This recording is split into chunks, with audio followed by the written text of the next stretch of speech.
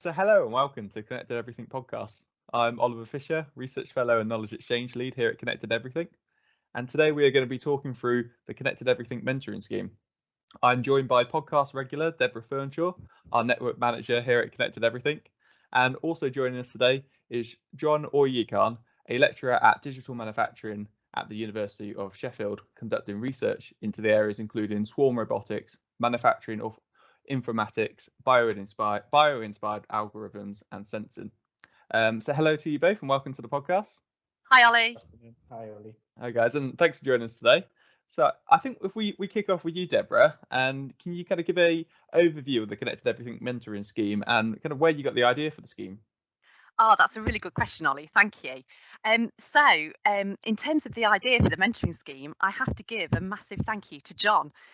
So John has been involved with the network for a little while, and actually it was an email to Nick Watson, who's one of the investigators, and myself, suggesting that this might be something that the network could do, and we thought it was a brilliant suggestion.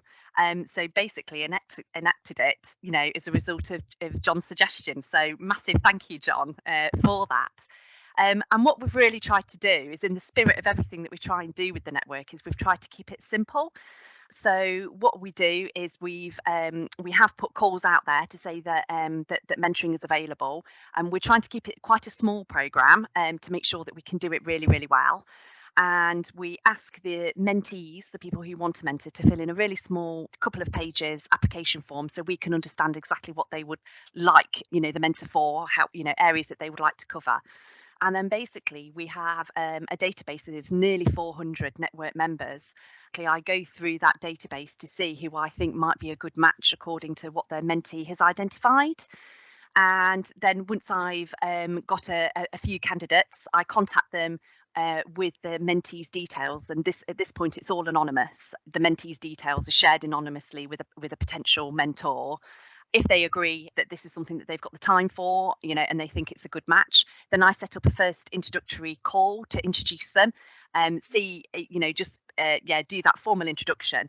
And then basically I only stay on the call for about 10-15 minutes, and then after that I actually leave the rest of the call for the mentee and mentor to have a chat and just make sure that it is a good match.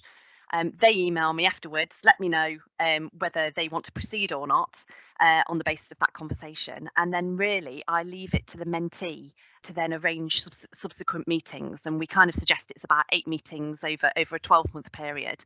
And at the end of that 12-month period, we'll have a bit of a review to see, where next the mentee and mentor want to go. But really it is, again, we've tried to keep it simple and made sure that it's driven by the mentee, who will, help arrange the meetings, and all the rest of it to keep that relationship going as the relationship develops. But one of the things that we do hope comes out of the relationship is also benefit for the mentor. They're also broadening their network, hopefully seeing some great ideas coming through. So the relationship is not only necessarily about career development, but also it could be about research development as well. Thank you for giving that really, really thorough overview, and it's good to hear about the benefits both for the mentee and the mentor to hopefully encourage kind of both participants to come forward and be willing to engage with the scheme. John, so you've been involved with the mentoring scheme for a while now, well, since the beginning it sounds like. So what are kind of the key things you got out of the mentoring kind of conversations you've had so far with your mentor? It's been quite a good conversation with my mentor.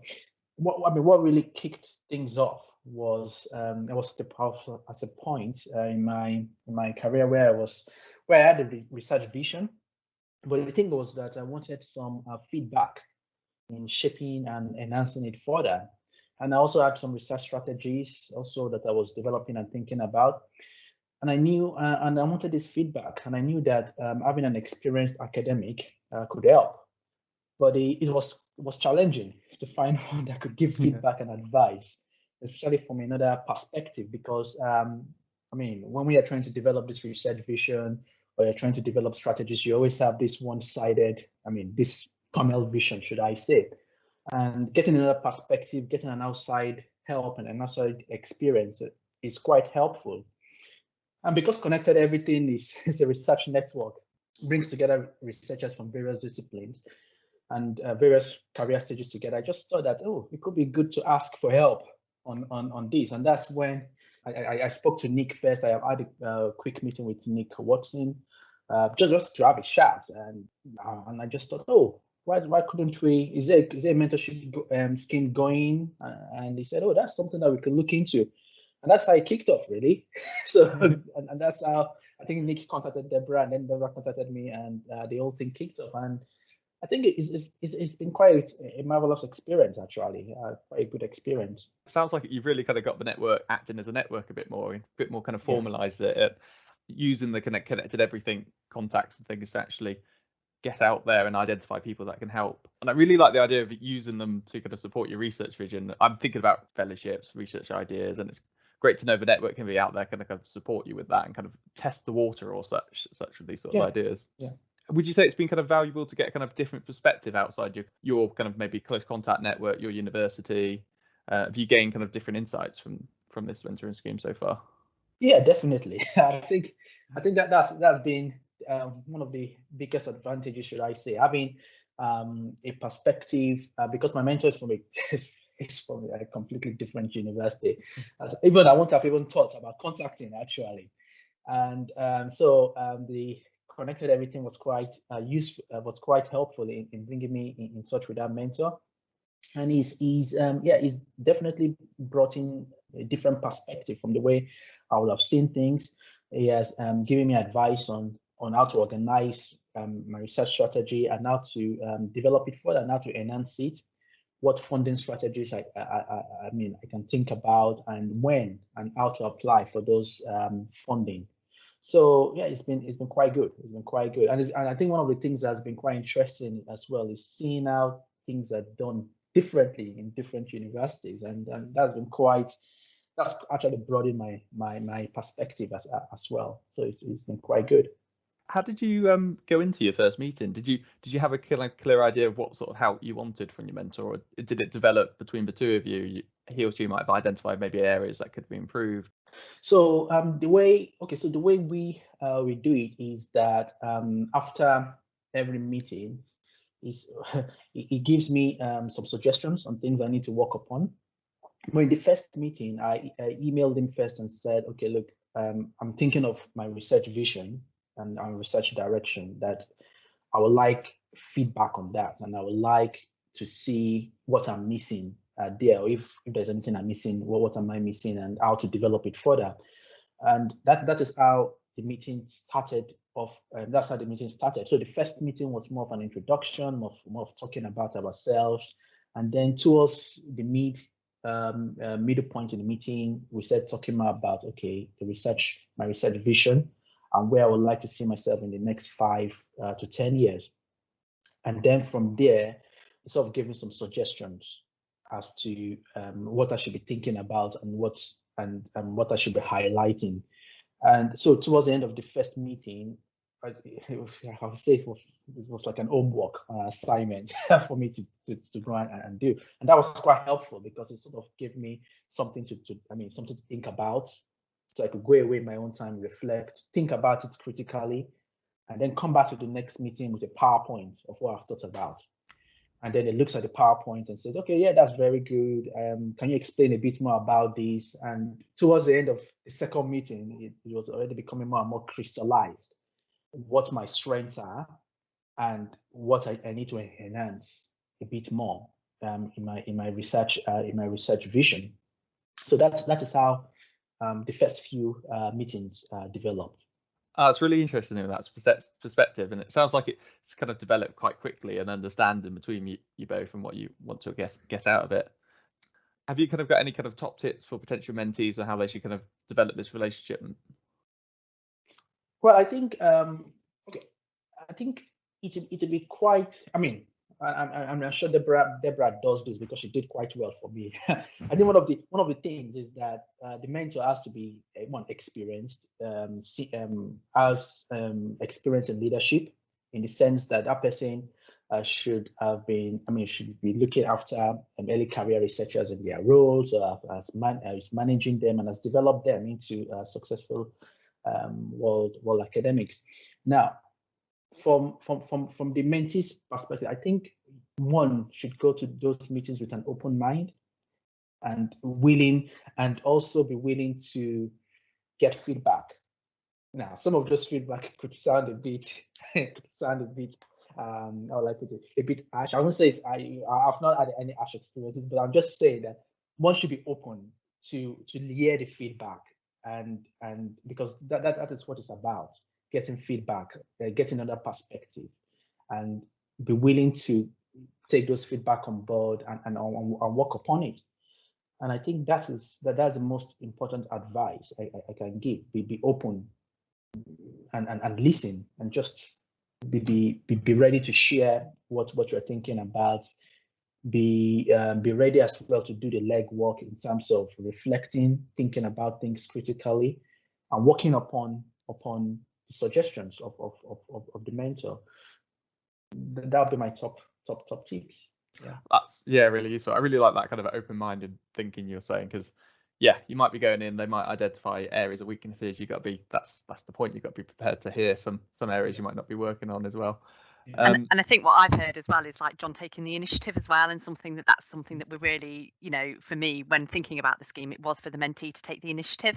So the fact that John has really, I like this kind of phrase, he's gone away and done his homework, and it's, obviously that's all within the timescales that John has decided upon himself. It's not about pressurized getting things done for the next meeting. It's all within the controlled timescales that John has decided. So I think that's a really important bit of success that needs to happen.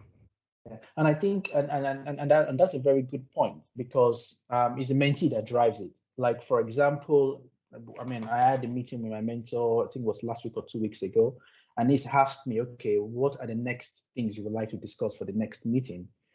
And I'm thinking about it. I'm reflecting on the past meeting we had a week or 2 ago, thinking about it. Okay, it's giving me some feedback from last week. I'm taking those feedback on board, digesting it, and then that is helping me to inform the next topic I would like to discuss in the next meeting.